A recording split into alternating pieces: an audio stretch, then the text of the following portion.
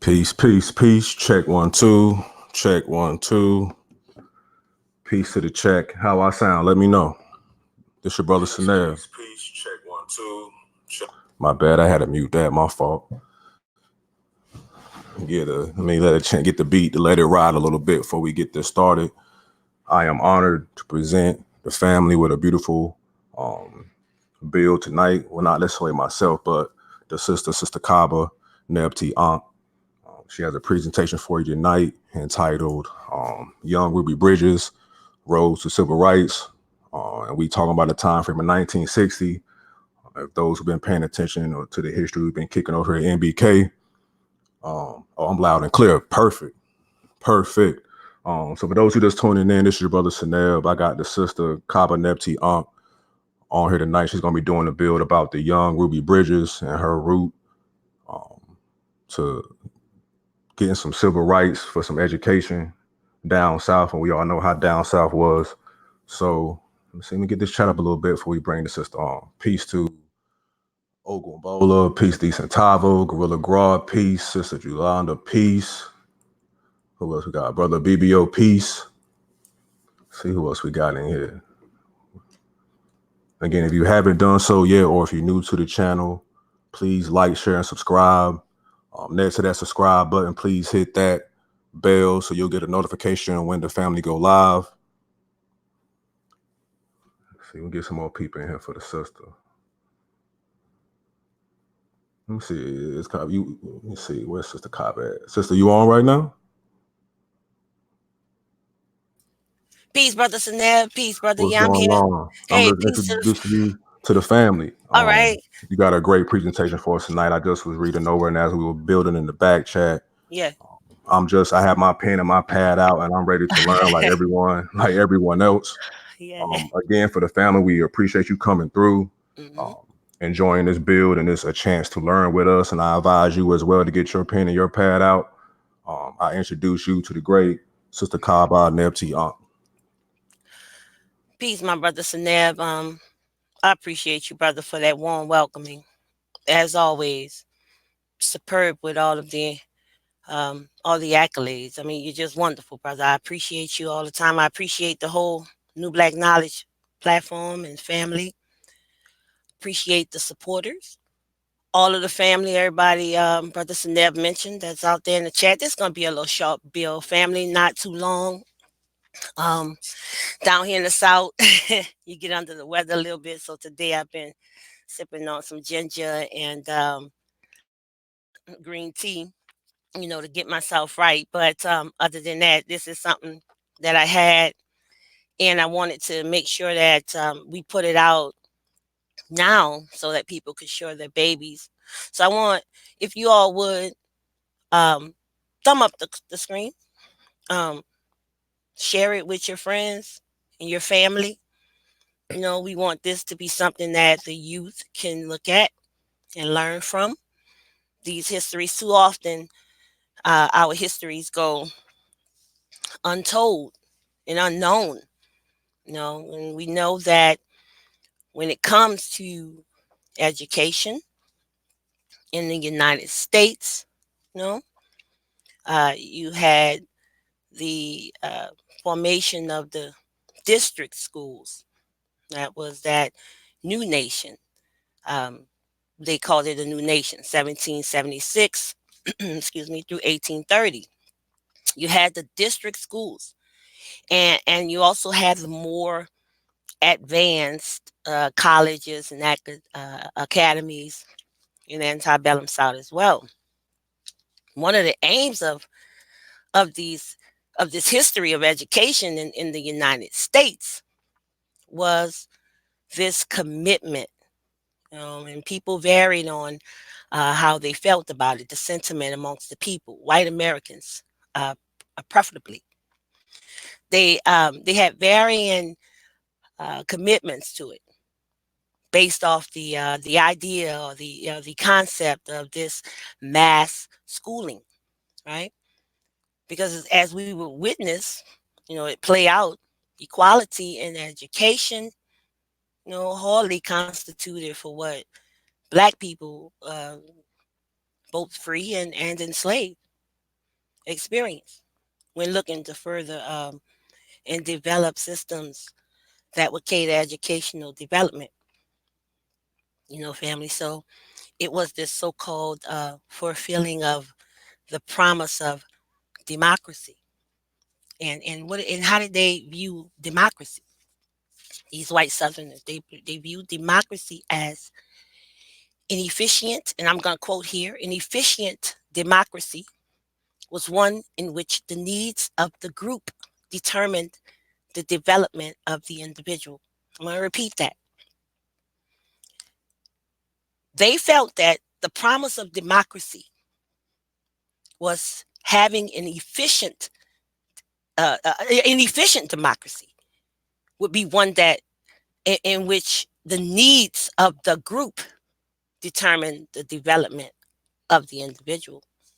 So we could see why we had so many problems when it came down to education in America. That whole founding of these common schools, which became the first institutions of mass schooling. You know, it took place in the earlier decades of the 19th century. And I have a presentation that I'm going to show for you, family, here in just a second. And I just wanted to kind of talk about the growth of the urbanization with the American in this American society. Is what caused all of these approaches in education. And see, as we approach the turn of the 19th century, the second half of the 19th century, they begin these social experiments to test the commonality of education. They had special educational tracks they started to design for specific elements within the population. They were looking at ethno groups and separation way back then. So they went into this industrial as well as vocational education for the blacks. You know, um, they had some of that for immigrants as well, and also to other poor people. So but the elite, they would have this university experience, you know, one like none other. So, needless to say, what would come to be referred to as the African Americans, we've been in the center of the fight for racial equality, economic and educational equality, in the United States of America. So as we prepare, family, I'm gonna share my screen here and let's see where I am. Let's get to it, fam. Um, let's get to young Ruby. And as we prepare to have this brief discussion of the history of African Americans in the United States, the United States educational system, we bring in none other than a six-year-old girl, Ruby Bridges. She was a part of this dark history in educational inequality in America. Here in the South, there were lots of adversity when it came to education and who should acquire it or who should or acknowledge to having any of it. We know that any type of literacy coming from Black people would be a threat to their system. In their view, you know, um, their caste system. There was a time when they made it a crime, for us to read or to write, learn to read and write. They made it a crime, punishable by many things: whipping, hanging, castrating, mutilating, killing. It was law. It was law, family. So we had many obstacles to overcome while in pursuing of higher education, and it wasn't easy. It wasn't easy. The story of young Ruby Bridges, it proves that. You know, it absolutely proves that. She was the first African American child to integrate in the American South in all white public school. That school being William Franz Elementary School, located in New Orleans, Louisiana. And so it's here, it says that the problem we all must live with, the problem we live with even to this day. You know, and I'm gonna let you know, family, some of the slides will have writing on it. It's for your, for people to go back when they go back and they pay attention. They go back and you might want to notate something. All of that is there. I kind of like monologued a lot of things. So, but to be fair, we must talk about the North, fam. And the first African free school. We hear Danny and Sneb and the whole crew talk about this all the time. Opened in 1787 in New York. Right, the school's mission, as we know it, was to educate black children, and that was to make sure that they could take their prospective places as equals to white American citizens. And we had this fight. This fight went on for a long time. In the African free school, we had a school that was a one-room schoolhouse. It housed about 40 students to learn. You know, and in building these black communities and schools, we had to start with the creation of education in our own schools. The Reconstruction era, it gave us a foundation for such, right? For public schooling down south. You know, there were societies such as the Northern Benevolent Society and the Freedmen's Bureau. The brothers talk about this constantly, brother. Family, just go back and revisit lots of the New Black Knowledge videos. It's all there, you know. And then after 1868, the state government began to provide funding for black education. You know, and they had initiatives, man. They always had initiatives. You know, Reconstruction gave us the creation of certain black ed colleges as well, HBCUs. Such as Hampton in Virginia and Fisk and Howard. You know, we had a denial of education. You know, and the denial fit the standards of that status quo at the time. It's an ongoing struggle for black Americans. You know, we black people in America, you know, we would learn later to focus our attention and our efforts on the building up of schools, you know, because basically we saw it as society's most calculated manner of educating our young, you know. So it then becomes the primary institution by which people and many social groups of the time, they push their influences within that and within the American society by using school to do so. You know,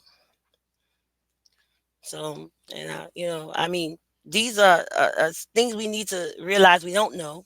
We're in a different time.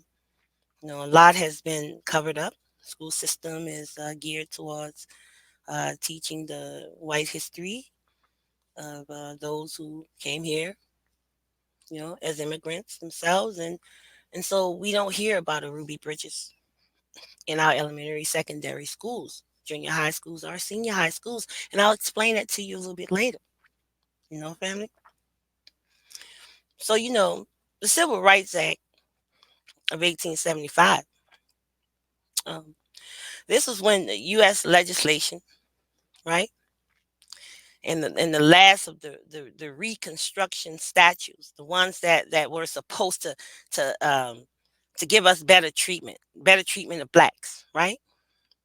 You're supposed to have better treatment of blacks in everything from public accommodations, from public transportation, um, education. Those are some of what was supposed to be guaranteed to African Americans, that we would have equal treatment under the law, under the Constitution. And the U.S. Supreme Court, we understand they declared the act unconstitutional in these civil rights cases that we find in 1883. Right? We know that in 1885 that some civil rights acts affirmed the equality of all men, and this was done before the law. It was supposed to prohibit discrimination. Right? In all the places I mentioned, it was supposed to prohibit discrimination that didn't happen. It was supposed to make it a crime to deny African Americans to go to public places, establishments, and the latter, and the like. You know, and countless lawsuits arose during the time. Some of them were tried in federal courts. Other than on the state level. These acts were hardly enforced when it came down to the state of the African American. And we must realize just how much we had to fight. We must realize that, you know, because we understand in Plessy versus Ferguson what happened. So we had to fight for rights, family, on a human level, right? Um, Here we are way back in 1875, 1883, 1896, Plessy versus Ferguson, you know, only to steal in 1954 after the Supreme Court landmark decision in Brown versus Board of Education. We're still getting hit with rotten eggs. I've seen names and ravaged, hosed with water pipes, dogs sicked on us, beat with billy clubs, police officers. Oh, and let's not forget, lynched. That's right. Spit on. All because of what, fam? All because to push us out of a country that you yourself immigrated to. I mean, you know, in the 1700s, 1800s, you were either, here an enslaved African or a free person of color. They told you when you were down in the plantations in the South that you better stay put, gal. You better not run away. You better always be in that field. You better be somewhere where I can see you. You better cook and clean in my kitchen, gal. Now is you don't want and you don't need to be around black people in schools. Their schools were created for their white American citizens. You can go to school. African American. Better start your own school. And we did that. We started lots of schools. I just showed you one, African Free School. But this we're talking about here is a period in time that was really turbulent, and it's imperative that we check it all out. We need to check out the information as to grasp what much better the footing we've had to bear in all of this, family. Our children, secondary levels, right? Um, Kindergarten through sixth grade. Even these are areas in history where there's a distortion of what the history of all the people that made America what it is today. They won't teach this history to our children. And as an elementary school student, I had no idea who Ruby Bridges was. And I, Sister Kaba, was a student in that very same school. And when she had a decade plus before me, graced the hallways and the classroom. I was absolutely thrilled to know Ruby's story, because with so many people now wanting our children this day to embrace their history here and their role in it, love their hair and love their wear. There's no reason for our children to not know anything about their cultural influences here historically. We got to do a better job than that, family. You know, in order for that to happen, there will need to be, it need to be us. We need to be the ones to do that, to give the African American perspective. You know, and that's why we had the small shotgun single house rooms where we taught our children ourselves.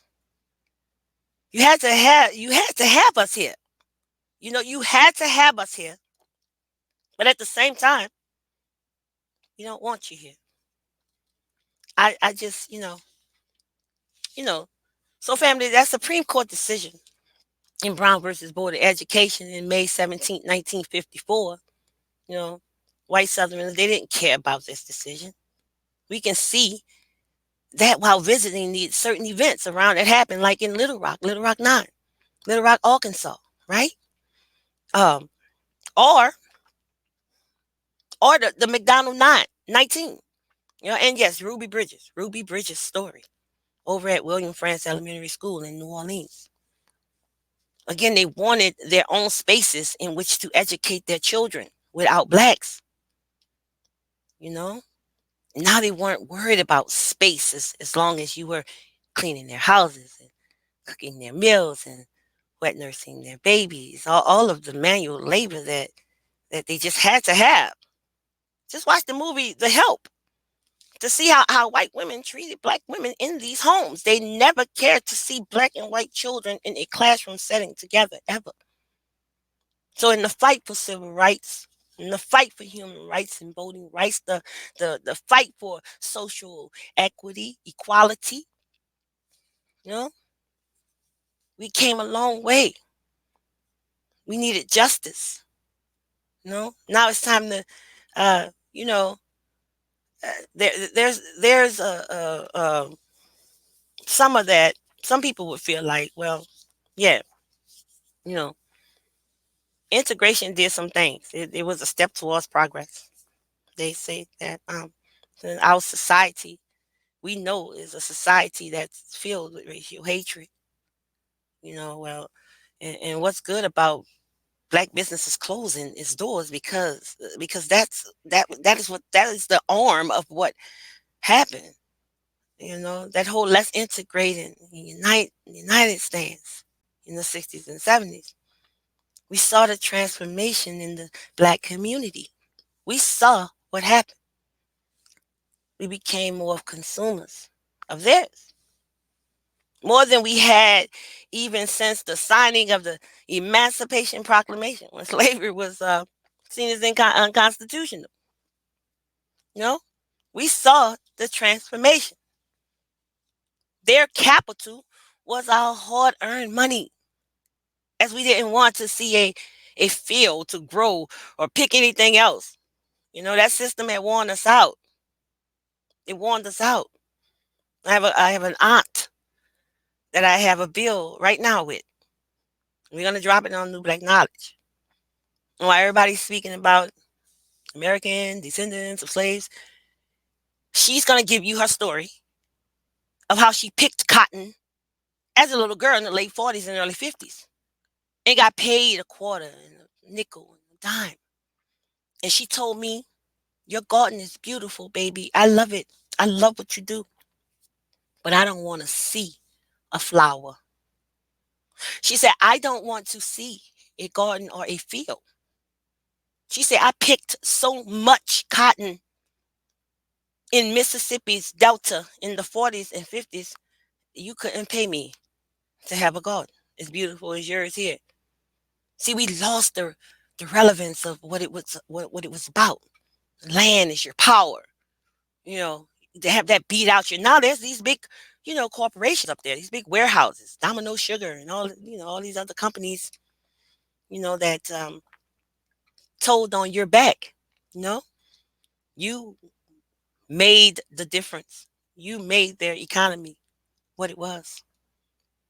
You know, so whites felt entitled to certain privileges in housing and education. They felt entitled to it in politics. You know, segregation is what provided to them this legal institution. One in education that meant, it dictated white superiority in the law.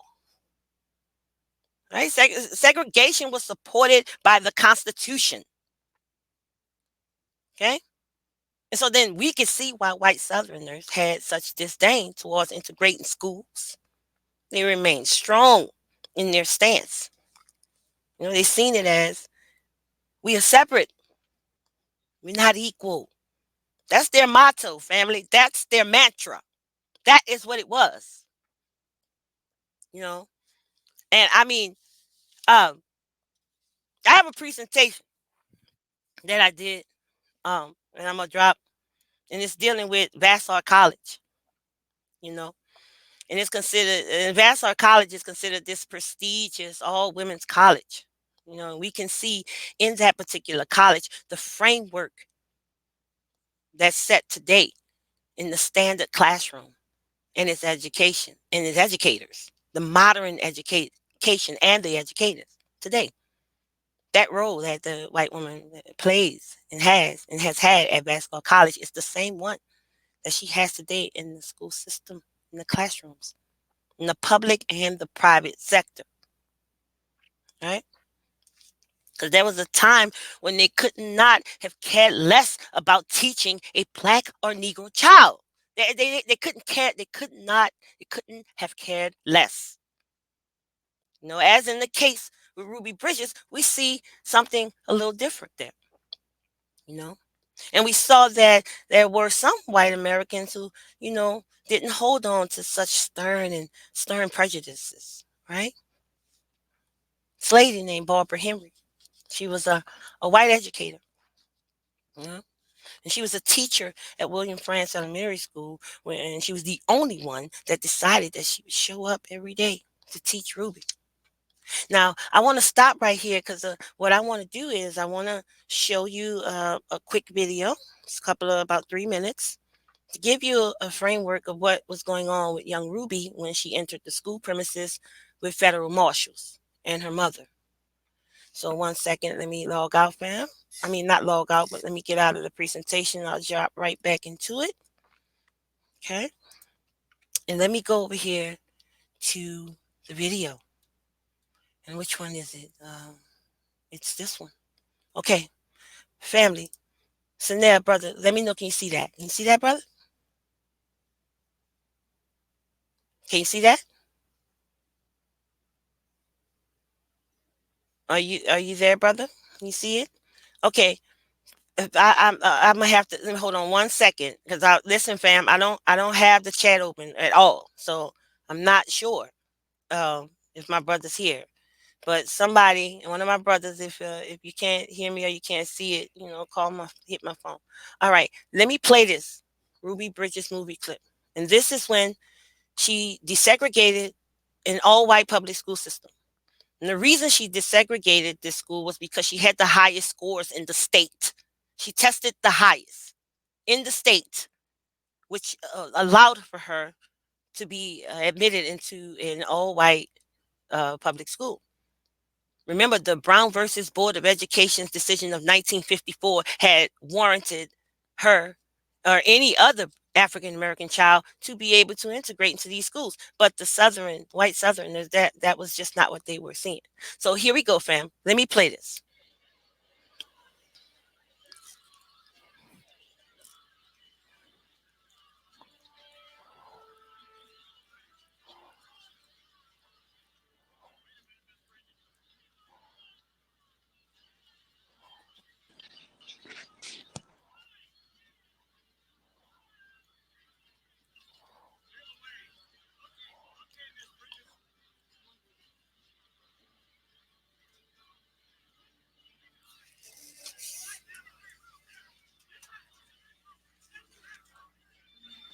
Hello. Peace, Copper, you there? Sister Copper. You. I'm sorry. Did it not go through? I'm sorry. No, we just can't hear the audio right now. Peace, brother Allen. How you doing? Can you see the Peace. audio? No, we No, I just see can't see it. We the see your first slide screen. of the Ruby Bridges. Okay, 1 second, fam. Okay, no doubt. I'm sorry about that. Peace, Allen, brother. Peace of the Peace. family. For All those right. we getting the you got it queued up. All right, 1 second, brother. Let's see. Let me see where I'm at. Um,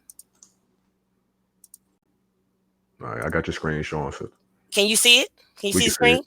All right. Let's try this Yeah, again, family. I apologize. You see it, Alan? You good, Ra? All right. yeah, we see it. Peace, We fam. see it. So let me ask you a question. Can the family hear the audio? I would say turn it up just a little bit. Okay. Well, a lot actually. I'll take that back. Oh, man. I tried that. I don't Let's know hit what let's was hit play happening. real quick and see what it sounds like. All right, go ahead. Let me go. You hear that? Yeah, we can hear Uh, it.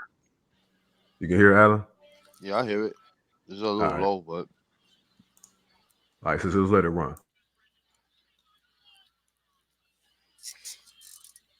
Well, what we're looking at is this little girl trying to go to school. And it's this white mob, New Orleans, Louisiana, 1960, don't want her there. They pulled all of their children out of the school. All right, just pay attention. This is how this little 6-year-old girl had to be brought to school.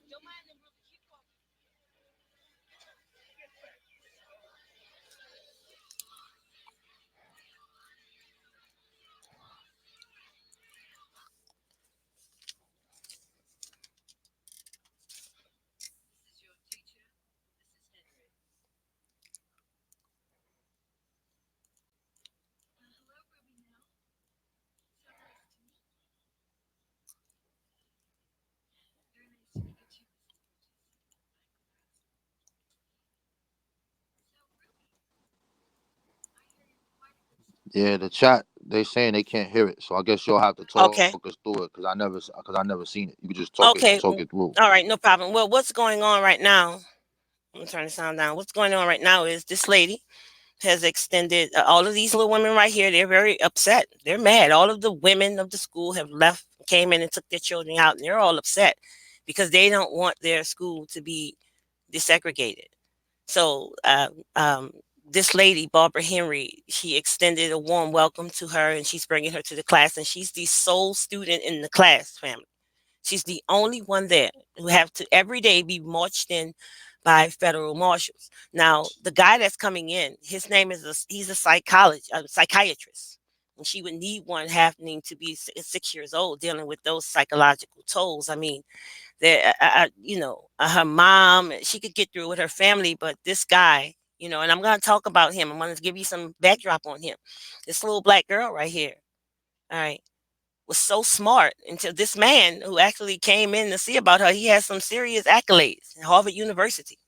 So she's so smart until she has these type of people wanting to be in her presence and to get in her mind, and she's a brilliant little girl. And so what she's doing now is closing the window because the white mob is out there and they're screaming, nigger. They're saying, we don't want to integrate. We'll never integrate. We will not attend school with Negroes. You know, so let me log out of here, family, and get back to the presentation. Um, and I'm glad to know that Alan, that they can't listen, Seneb, that they can't hear it. Let me stop sharing it. Okay. Let me go over here to this other screen. Um, I'm glad to know they didn't hear it. We got to work on how we can get that back right. So let's get back to where we were. All right. So Miss Barbara Henry, the only one that would come in there and teach Ruby Bridges. All of the white families had taken their children out of the school. They stood outside. They protested with signs. You know, um, and every day Miss Barbara Henry would arrive, and she'd shut the windows and close the doors so that she and Ruby could begin class. And so and for those who weren't aware of this story, I do know that Ruby Bridges, she holds an important place in African American and American history as being that first African American child in the South to desegregate an all white public school.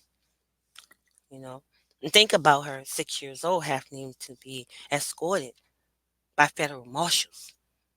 I mean, and we saw the Little Rock. Not we saw that. We saw it. You know, and whites outside, they were hollering, "Get out of our community! We hate you, nigga. We gotta kill you. We're gonna kill you and poison you." These are the things that they were hollering at this little girl. All this at a 6-year-old girl. Okay? She had earned her way into what her parents saw as what a better education um, by going to this quote unquote school with these whites. Today we can argue the latter, because we see what has happened, you know. And some people would say, well, why would her mom, you know, want her to go through that? Well, many people sent their children to places like Paris and France, you know, to get these advanced educations in the liberal arts and etc. You know, so Ruby's parents saw this as a way, for their little bright and brilliantly beautiful little Ruby, her little girl, to advance. And they were throwing apples and tomatoes at her outside. Man, it took years for that ruling to be accepted, and it still isn't today by many. And we understand the difference today. Because at that time, even the Louisiana state legislature was putting up a fight, man. They was putting up a fight with her, which is absolutely sad, man.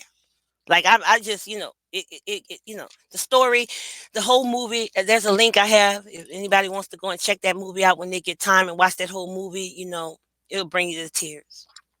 So Ruby was born in '54 in Tylertown, Mississippi. And family, what we need to understand is that she's still alive today. All right, let's think about that. She's still here with us, as a vessel that toiled through such turbulent times, that inequality and injustice in education for blacks. You see, she broke a lot of barriers, you know, as that first African American child to desegregate that school. She broke a lot of barriers, fam. We have to. I pay homage to her. You know, so family, as Ruby would enter into the doors of William Frantz Elementary School, right? Surrounded by federal marshals and her mom on some occasions. You know, these people would be outside with caskets with little black babies inside, telling her they were going to kill her. So much so into Mrs. Barbara Henry was wondering why Ruby now would never eat her lunch every day when they had a lunch. She would tell her, why is she the only one there? And this lady would try to explain all of this to her. I know her mom spent countless hours, and her father spent countless hours trying to explain to her. But so the lady one day, she realized they had some rodents in the room, little rats. Come to find out, every day when the teacher leaves out and leave her in there to eat her little lunch, she was hiding it in the cupboard in the back. So rats was getting to it. She was afraid to be poisoned. See, there's a psychology of a 6-year-old child. You know, when you're out there, she's wondering, why do these people hate me? What did I do? You know,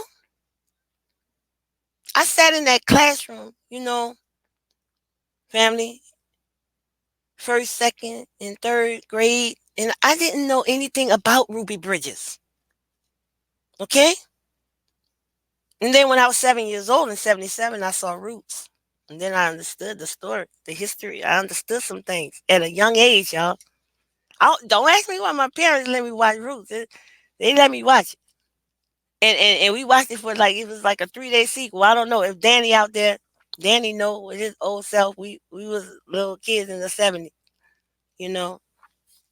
So family desegregation meant that white Southerners now had to deal with the regional reactions that the Supreme Court decisions ushered in. You know? These people were segregationalists, all right? Their arguments were those of segregationalists. What are the arguments of people that are segregationalists? Okay? One of them is that, hold on, let me see, let me read this.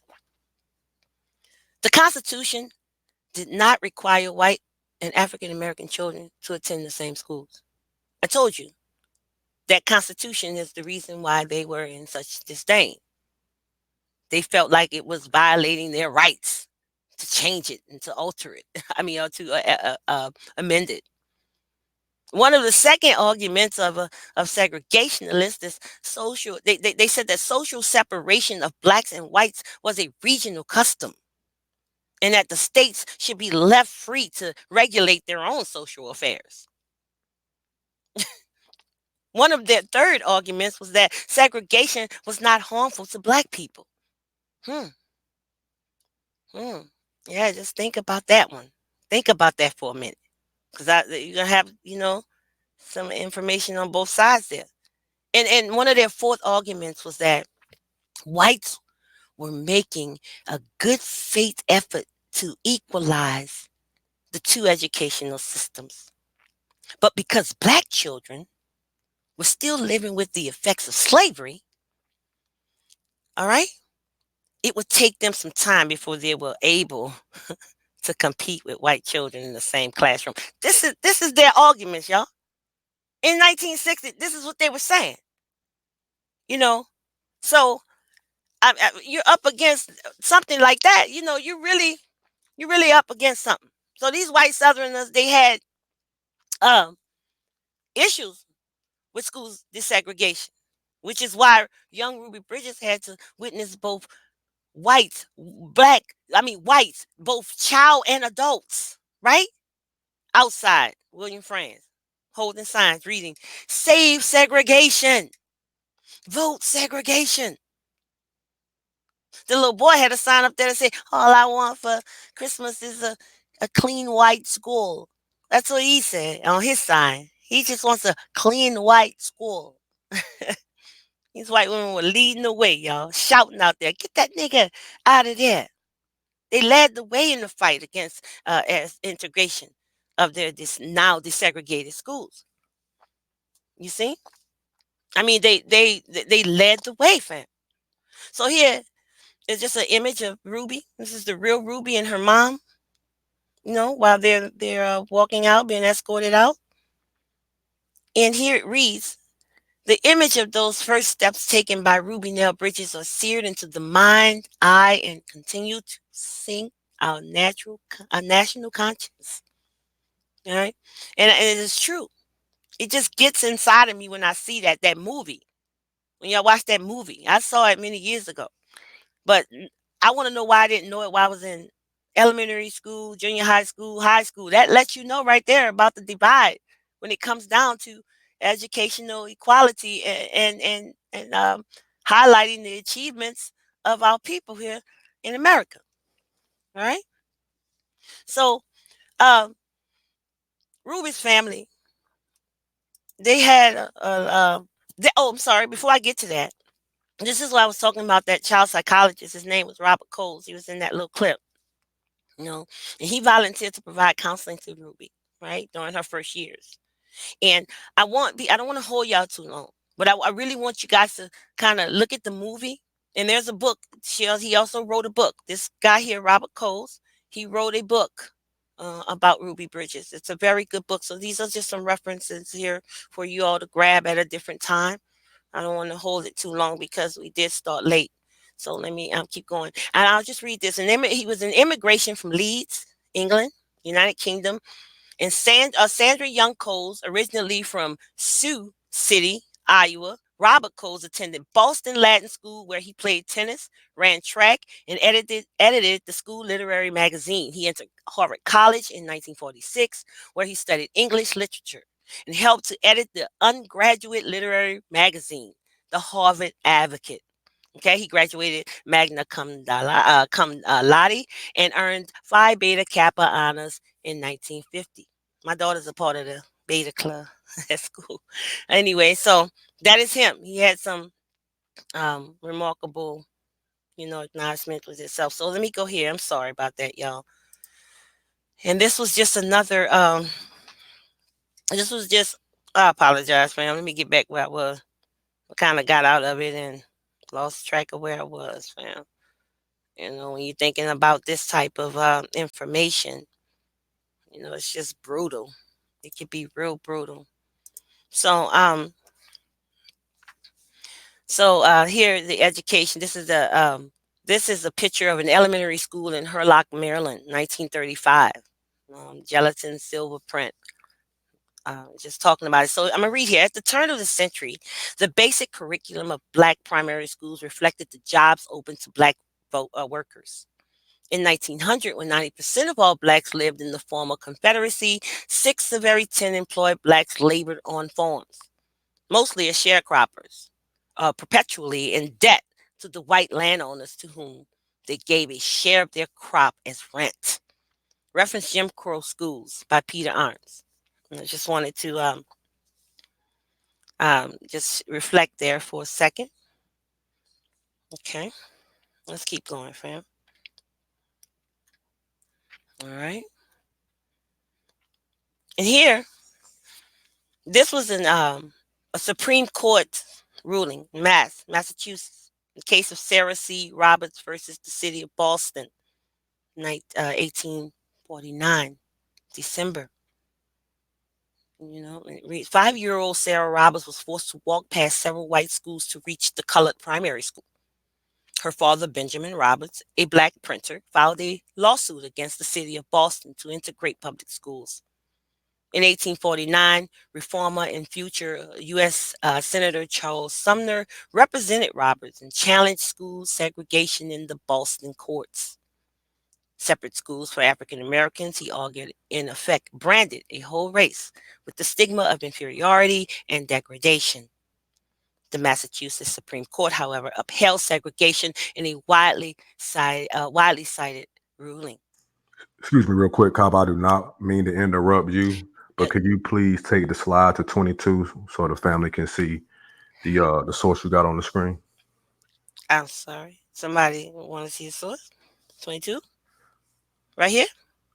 Yes, 22. Perfect. Thank you. That's where I was. Am I there right now? Can you see that? Yeah, I think it took it back to Ruby in the classroom and the picture of the monument. Okay. Are we there still now? Are we there now? I think, yeah, we still on the picture of her of the monument. Oh, let me see. Oh, there we Oh, go. you know what? You know what? I don't know why, but every time I'm noticing something, I have to go back and share the screen each time. So the Oh, whole really? time it's been there, brother? It wasn't there Yeah, it's on. been there for It's yeah, been there for a while. it's been there for a while. I will let you go in because I was just Oh captivated by no, the bill, but no, hold on. There's something on every page. Let's go back to where we were with Ruby in class. You saying it was just right right here. now, we on the Charles Sumner argument. Okay, hold on, sir. Hold on, brother. Let me go back. Share my screen. And peace to the family while we getting this queued up. If you haven't yet, please like, share, and subscribe. Let's show some love to the sister tonight. Are we on the slide with Ruby Bridges in the classroom with her Yep. teacher? Huh? That's the slide we on. Okay. That's where we at? All hmm right. Which one they wanted to see? The Charles Sumner argument. All I think right. it's slide Let me go. 22. I apologize, family. I've been talking all this time and it wasn't there. I wish somebody would have told me every slide has That's something my. for I y'all. apologize. You heard Uh, me? Every slide, fam. I thought y'all was seeing all this. You heard that? Look, I've been talking about it. You see? I apologize. I know this is what it is though. When we sign That's why out we've been and enjoying pull it. up, Been look, enjoying when we sign out and we pull up something else, then what happens is you have to go back in and reshare the screen. See what I'm saying? it. I got you. Yeah, so I didn't we got to remember that because we'll be on the same screen and people will be thinking we just talking. Look, I've been reading all this, right? We I show sources apologize. over here, family. I We know how to apologize to indicate the you down. family. Y'all just go back and grab these little slides and let's see what we were. See, I was talking about this and it was up there the entire time. I apologize, family. We just getting used to this new StreamYard system. And see here, all of that. I was talking about the child psychiatrist Robert Coles, and all that information I have here for you guys to grab.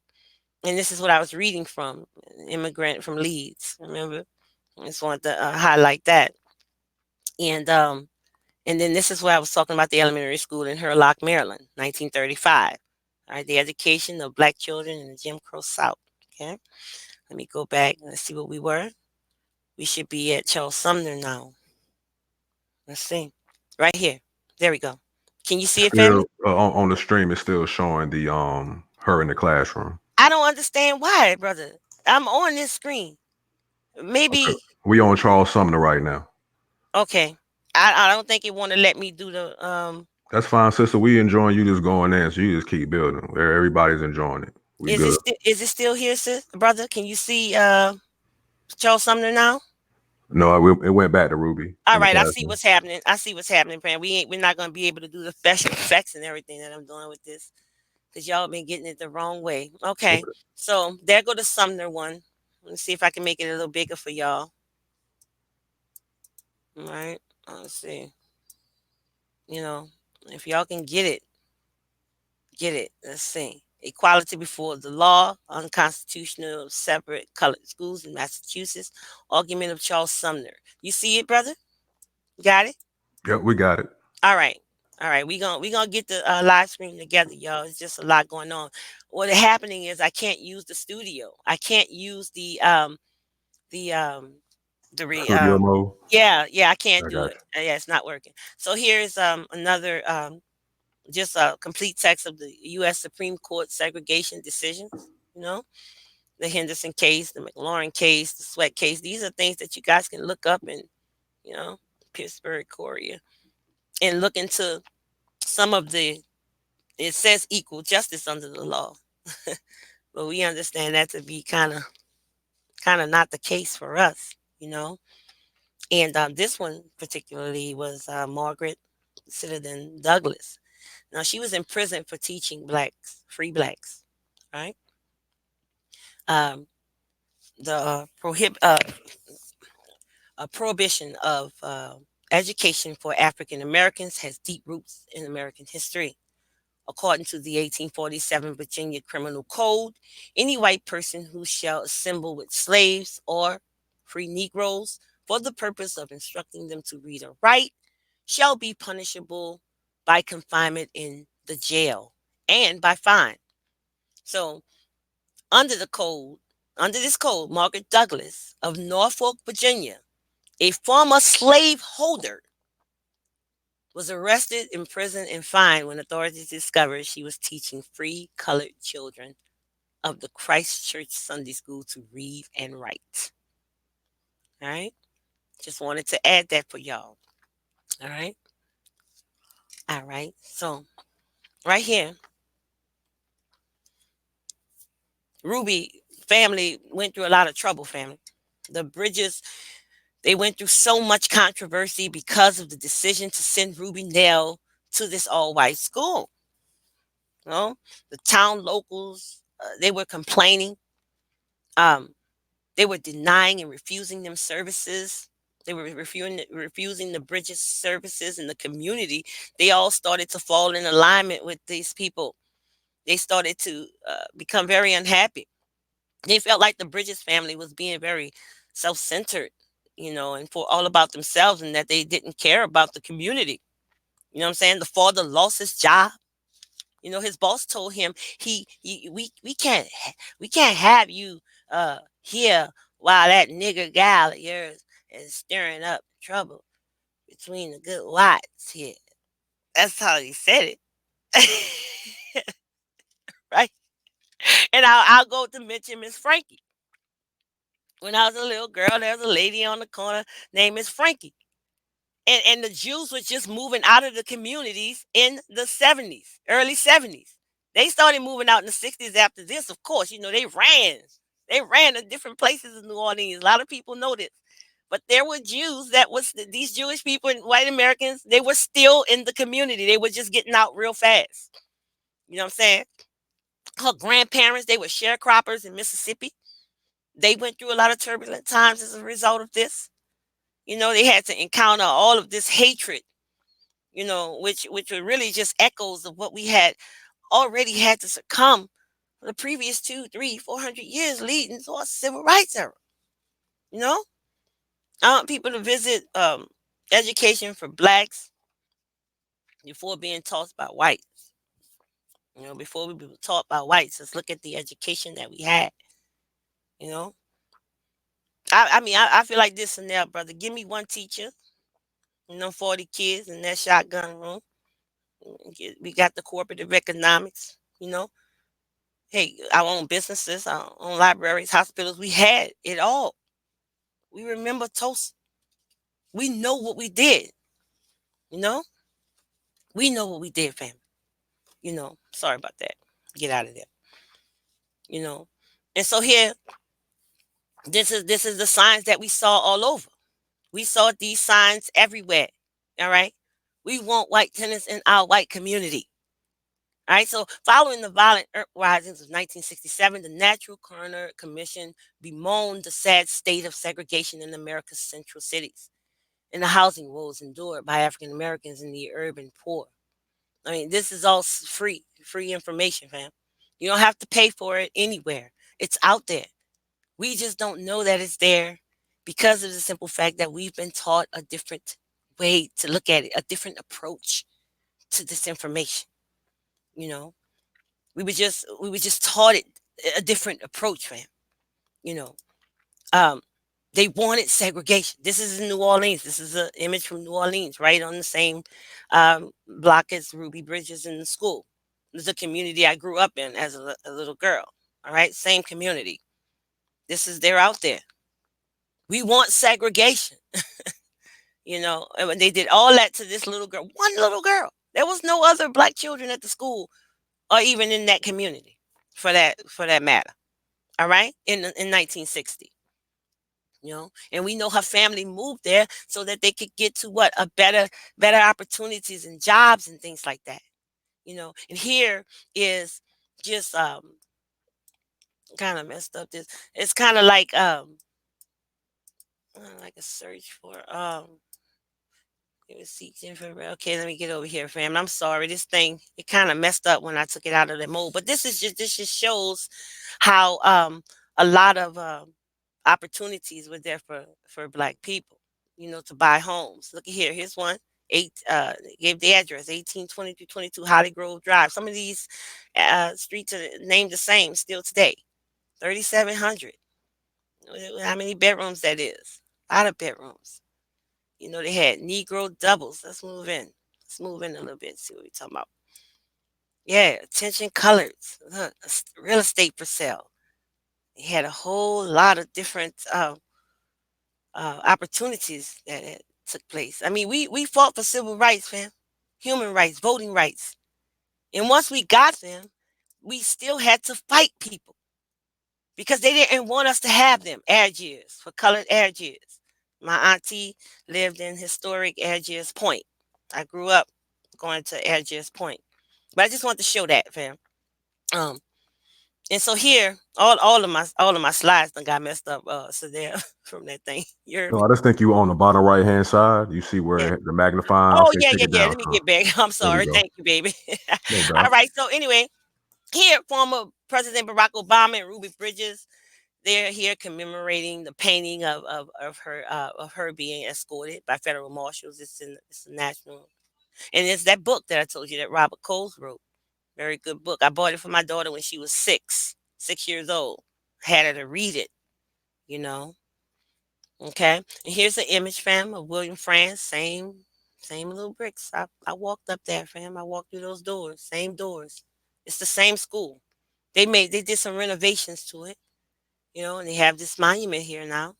I read Hey Saneb, do you remember you and Alan? Yeah, I remember when I did that live video and I went up there to this monument and we lost the video. We lost the phone. We Yeah. lost the video. We could have played that. I read the actual monument. William T. France Elementary School, site of school desegregation, 1960, and they go into all this information about Ruby, and here is the national picture, the picture right there of her walking in. It's like a lithograph right here, where they walk in with her with the school, but it's right there in front of the school now. And today we can see Ruby Bridges. She has a foundation today, so um, you know, and this is Miss Barbara Henry. This is her when she was teaching Ruby. This is her now. That's her when she was a little girl. All right, family. Um, so as we sit back and we analyze Ruby Bridges and her parents and the society of that time and how Ruby excelled, regardless, we begin to understand why the system of of liberal education and literary instruction were the principles, of the most extensive utility, you know. And Rudolph 65 made that comment. He said that um, he made that statement to understand. He said that the system of liberal education and literary instruction were he said this were the principles of the most extensive utility. That's what he said. That's the quote. Principles of the most extensive utility. You know, and so, and in all this, it was clear that ethical standards involved with the education for blacks or African Americans was an institution of constraints and restrictions that whites demonstrated every day with no worry of future conditions or consequences. It was designed with this quote unquote Southern way of life point of view.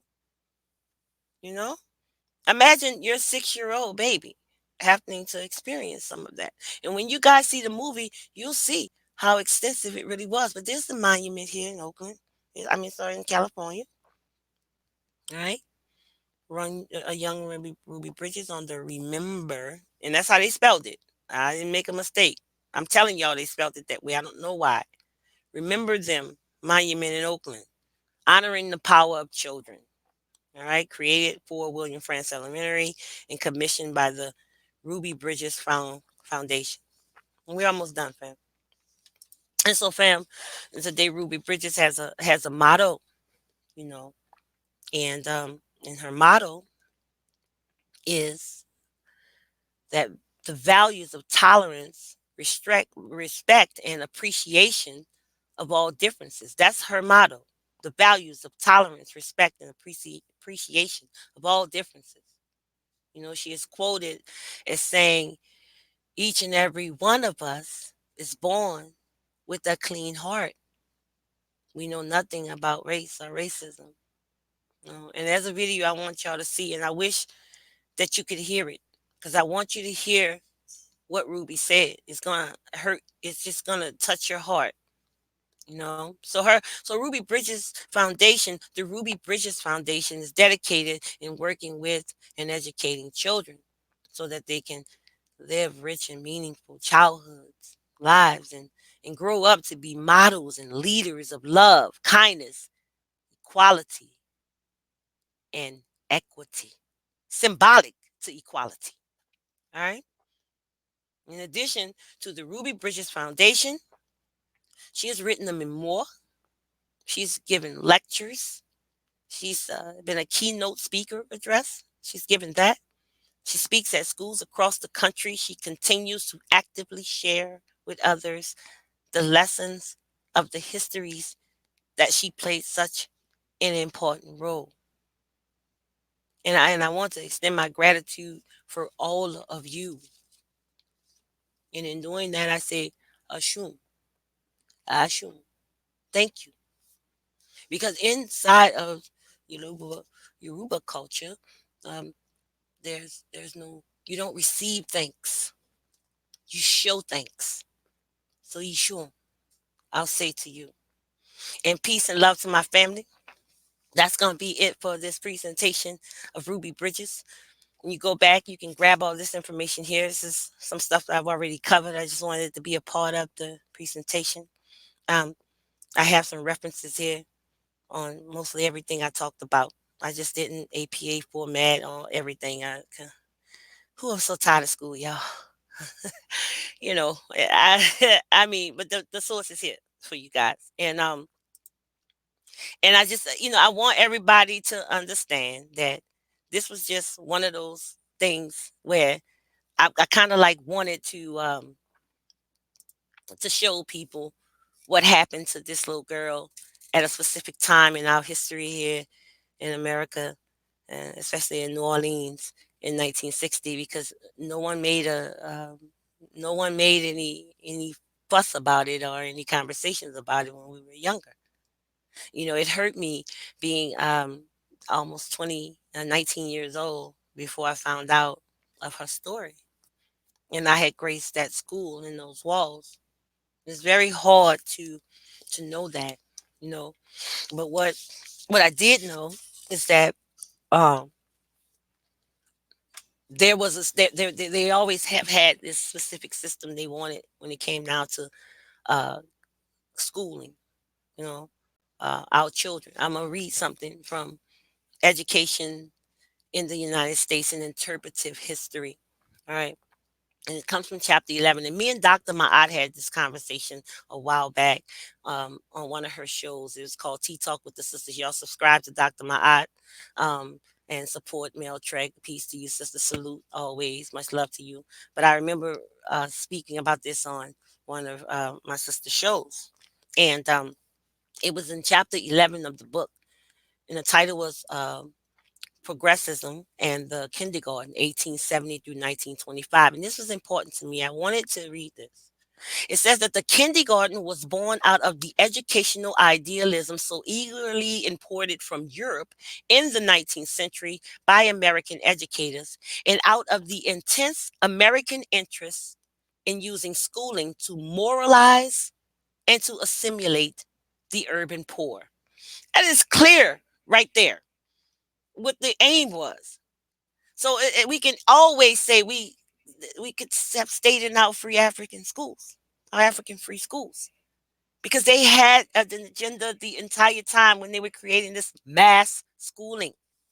And then they also went on, and I want to speak about this because this was in regard to the women.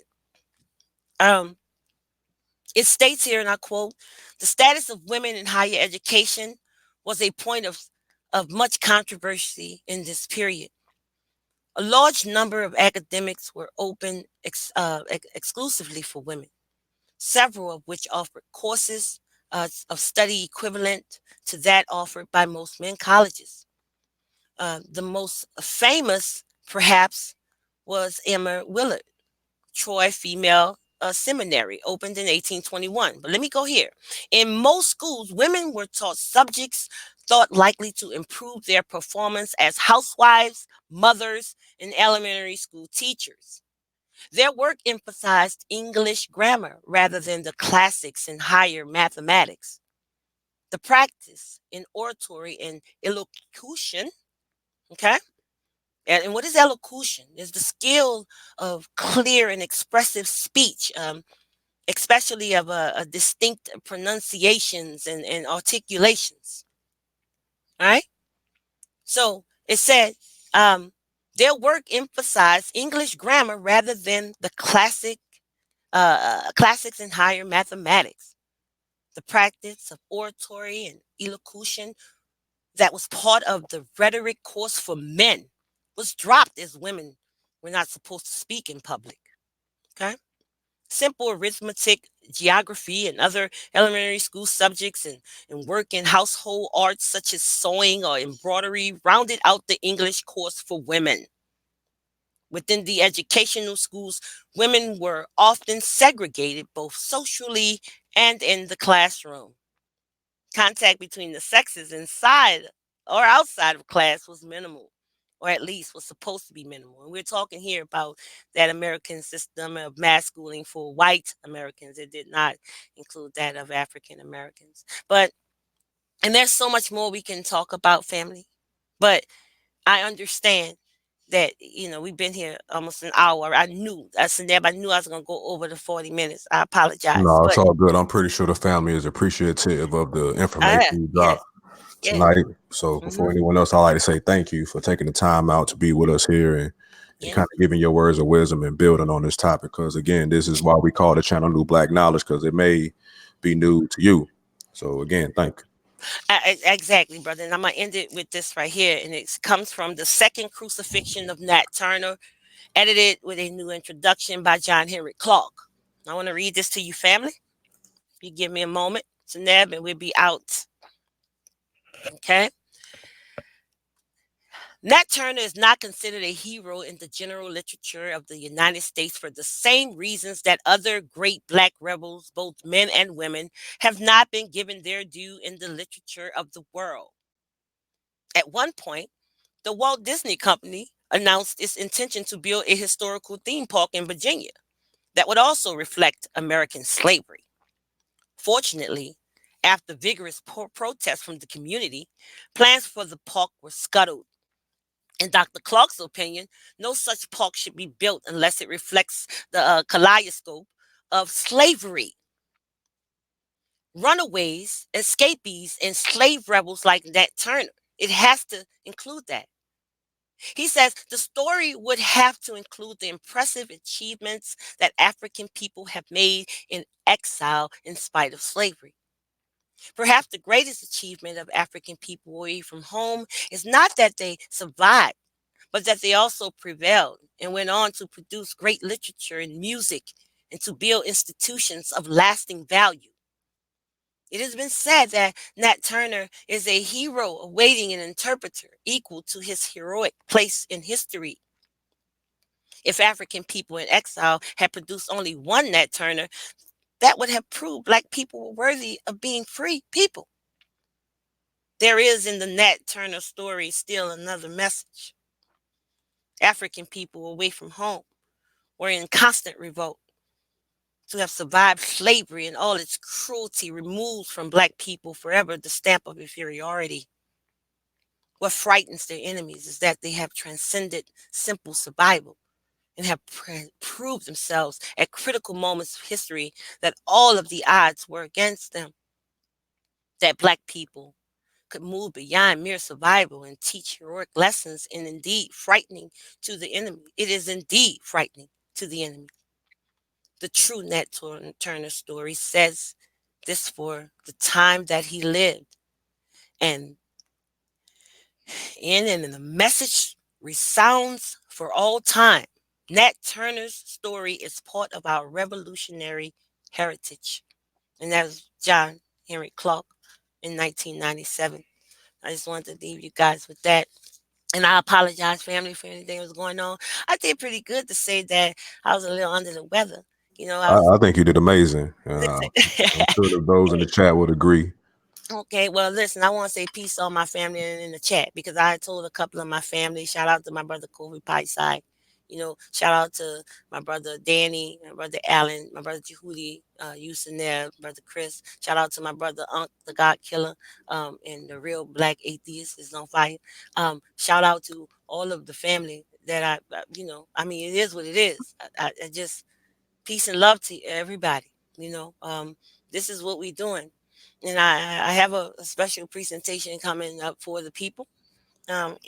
Maybe a week here, or maybe we do a double header, Seneb, and that would be the one about cooking. And you already Yeah, know what the yeah. cooking I is. like to eat. I'm We a Southern boy. I like to eat. we dealing with the history this time. Yeah, So family, I want to appreciate y'all for coming out. I want everybody to share the screen, family, and get your family to subscribe to New Black Knowledge. We're on our way to 10K, subscribers, and we've done this honestly, by working together and putting forward information.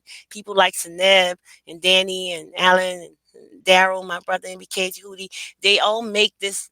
Um, uh, they make this worth it.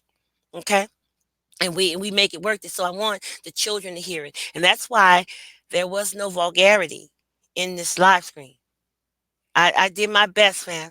Y'all know I be the people that know me know I be going and I be like, oh man, before you know it, I be done said a cuss word, and I be trying. Sometimes it's just by default. I did want to say one thing that when when they were stopping us, wanting to stop us from teaching our children learning about themselves, they were teaching their children about our histories. There's a book called The Warrior Pharaohs, and I'm gonna pull it up. 1 second, Sanab, and I got you. I'll let you go, brother. Let me share my screen. no doubt. Do your thing, sis. All right, let me share my screen right quick. Application window. Let me get right here.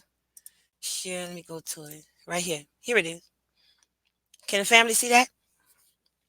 Family, It's up on the screen. The Warrior Pharaohs by Leonard Cottrell. This is in high school book in Louisiana. Look what they were teaching their children while we were fighting for books with just basic curriculum. All right. I'm going to open it up. See that? Open it up. Zoom in. It says right there, over 2,000 year period, Egypt produced several fighting generals who family, this is what they were teaching their children. Listen, look, I'm going to show you the table of contents. Now even in California, look, this one says San Jose, California. Mine say Louisiana, one that I have. And then they won't even give you the book online, but it's a school book. What sense that make? Here's the table of contents. All right. And here is the index. You can look at some of this stuff in this index. And you see all these, you see it, huh? You're talking about your people. But what they didn't show you guys in here, and I'm going to turn to it in the book that I have right here, they didn't show you the list of illustrations where they show the seal of Sumner and the palette of Norma. Listen, I could go on and on about what's in here. The company of Nubian archers, the company of Egyptian infantry. All right. They're teaching the history to their children and not ours. And see, look, they won't even give you the book here. Bam, the end of it. See that? So I was like, this is absolutely awful, Saneb. I was like, it's crazy because, you know, it's crazy, brothers. I mean, here it is. Our children are fighting for regular books in school. Hey, peace, Sister Yolanda Zachary. Peace, my dear sister. NBK over everything. Oh, yeah, you know how to throw that up on the screen. Yeah, I like that sister right there. I go off the sisters I can prove that they're real. And I prove that that sister is a real, I mean, all the trollers, they ride trolleys. They just roll on the trolleys. They don't really ride. But Yolanda, she's really a real sister. She ain't pretending to be somebody else. There's people online that's pretending to be men, that's women, women that's men. I've never seen such crazy shit in my life. But excuse my English, y'all. The presentation is over. I tried. I told. Did I tell you? See, sit down. Did I tell you, brother? Did I tell you? They sneak in like that sometimes. Yeah, but peace on my family. All the sisters in there that build with me from time to time, that's fine. Peace and love to you, sisters. All the brothers that build with me, they show love. Peace and love to all y'all family. I just, we've been on an hour and 18 minutes. I didn't want to push it out too far for my brother. And I want you to Ijo, and that uh my brother Kofi Paisai, Ijo, is please, and thank you, my brother. Ijo. Peace and love to you. That's my brother. I told him about we was moving. I've been doing a whole lot of different stuff dealing with languages and stuff, and I've been teaching my daughter about how to say specific things, and she was like, Mom, it's spelled ETI, so why is it pronunciated ati? I say, well, those vowels make sounds. We were looking at things like in the languages, we were looking at things like your head is spelled ori, but it's pronunciated ori, ori, O-R-E-E, but it's spelled O-R-I. Then you got oju. It's spelled O-J-U, but it's pronunciated O-J-O-O. You have the imu, your nose. It's spelled I-M-U, but it's it's spelled E-M-U, but it's pronounced, So a lot of stuff have been going on, and this just give me a lot of inspiration, a lot of stuff I've been, into. And hopefully coming up soon, we'll start to be able to give some of that information out to the people, that are interested in, kind of like getting caught up with the languages, because, everything with me is scientifically proven. I deal with science. I'm scientifically literate, you know. I'm definitely scientifically literate because of the simple fact that there's no way that I was going to go around forever. I went all those years without knowing who I was. I knew who I was. I could look at myself, but I was being told I was somebody else. And it didn't set good with me, family. And so the testing, the genetic testing helped me out. You understand? They did everything for me. It just just confirmed the things that I already knew. And I'm happy that I did it. So peace and love to the family. I want to give a big shout out to my brother Daryl Austin, MBK, the man right there. All right. Shout out to my brother Rob Bourne, Allen, always bringing that power to plug. My brother Seneb, always there to help out and definitely give information to the people. He's a staple in this thing. Much My brother appreciated. Thank my, you. my brother Danny, true historian, that's our historian all the time. It's so good to be around people of such stature. Peace, brother Chris Logic, peace and love to you as well, and all of the people that really support me. I haven't seen the chat family, and my brothers know that I don't look at the chat when I'm presenting. Like, share, and subscribe to NBK Knowledge, NBK New Black Knowledge. We appreciate you, and that's all your sister Kaba have to say, family. For tonight, I just appreciate you all being here, and hopefully, you'll be here for the next live stream, which is sure to be a gunner. I got you. I got you. I was under the weather, y'all. Y'all wouldn't even believe I'm under the weather today. I've been drinking green tea and ginger and things like that to keep myself together. That's the first sip I took right there, an hour 50. You said I could go. I could go, Sanel. You heard me? No doubt, no doubt. But thank you, my brother. And yeah, that's it, family. Peace and love to y'all. Please share the screen and thumb up the show. And I appreciate every last one of you being here in BK Way all day. So for those, let's give a virtual round of applause to the great Sister Kaba Nebti, for her beautiful presentation that she gave us tonight, even underneath the weather, on Ruby Bridges. Thank you all for joining us. If you haven't, please like, share, and subscribe. Share the video on all your Googles, Twitters, Facebooks, Instagrams.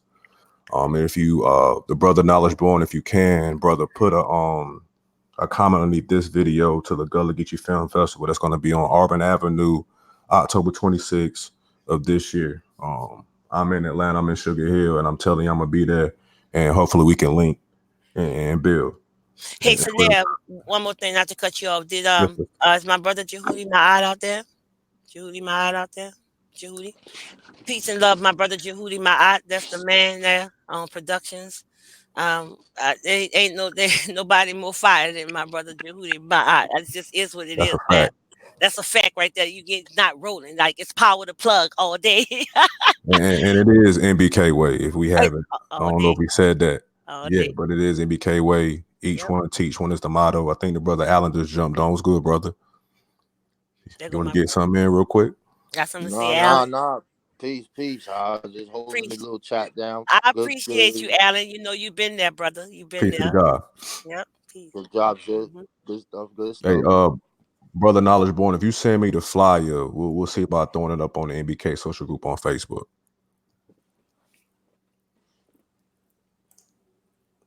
But What's now, that you flyer good? about? The Gullah? The Gullah Geechee Film Festival, October 26th, Auburn Avenue, Atlanta. We're gonna Yeah. work something out. I may try to go live while we there. We'll try to work something out. Me and the brother Knowledge Born will link, before we get to October, we'll figure something out. We may do it on location with brother Seneb, so we'll see. That's Okay. what's up, man. Now, Alan, you Hope got y'all. anything to throw? You got anything to throw in there, brother, Nah, for you the did people? good, sis. I'm Oh no, just, thank I'm, you, brother. Mhm. I'm learning. I'm just sitting I'm here learning. listening. Yeah, Shut up! Stop that crap. I What learned. you Listen, talking about? one, no, we learn from each other. All of us. We actually Yeah. learn from each other, if the people don't know this, it's been a couple of years, and we've been building, and all of us had similar interests. We loved music. We loved give the drummer some, facts. and we loved history, and because of that we were able to come together and collaborate on that, and it's good to be able to do that, and it's like it really is an MVK wave. I would tell you that right now, like having true story in around, and is definitely graced us all with a lot, because that brother's very very informed, professor truth, you know so, Alan, if you didn't have nothing to say, or nothing to add, brother, because you did a great bill. I appreciate everything that you do. You've been dropping some great information. That last video was just everything, brother. Just want to take this time out to tell y'all how much I appreciate the things that you guys do, and how much dedication that you guys put into this NBK, you know, New Black Knowledge. because that's what it's about, family. That's what it's about. It's about knowledge you never knew, and it's new to you. All right. So That's what it is, man. That's peace, man. I'm just letting y'all know. You know what I'm saying? She gave y'all the peace spill. Now I got to give you the fire spill. The regional historical debate is coming up. It's NYC Free Blacks versus everybody. You know what I'm saying? Get your history, get your Oh goodness. economics, get all of the information you need for where you from. We banging. All right. I appreciate that. And everybody make sure that you can sign on to the Patreon for sign up for the Patreon for True Story and his cool content. And also it's coming up on October. He's gonna be getting ready to have a class. I haven't been in there yet, but I'm gonna jump in there and holler at my family and everything. And so, and we're gonna build. We're gonna pull up information that nobody never had. This is gonna be real. And I love that. I love it. Like I love reading. We are nerds, y'all. We nerds, but we not play. All right? We nerds, but we ain't playing. I'm telling you that right. Don't run up on me if you won't. But nah, peace and love to my family. I'm telling y'all, listen, and I would holler at y'all in the chat, but like I said, this stream y'all thing doesn't show me the chat, it just shows me our private chat. And I want to give a shout out to all my people. And I'm gonna go back and revisit the show. And then definitely gonna holler at each one of y'all individually. So I appreciate y'all. And Brother Seneb, I'm done.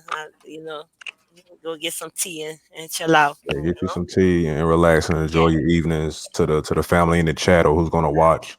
Hmm. It's always NBK way. Peace to the Sister Kaba, Nebti, Ankht. Peace to the God Rob Born. Yep. Peace to you all. Again, like and share the show. Subscribe. Hit the reminder button next to the subscribe button so you get the alert when we go live. Again, we always appreciate all of you for coming through and supporting the movement. Like the Sister Kaba mentioned, we on our way to 10K, and we feel comfortable because we did it the right way. And we did it the NBK way. So again, if no one else on the panel got anything to say, we'll go ahead and end this, and we'll catch the family on another bill. Peace and love. And BK way, fam. Peace. The plug.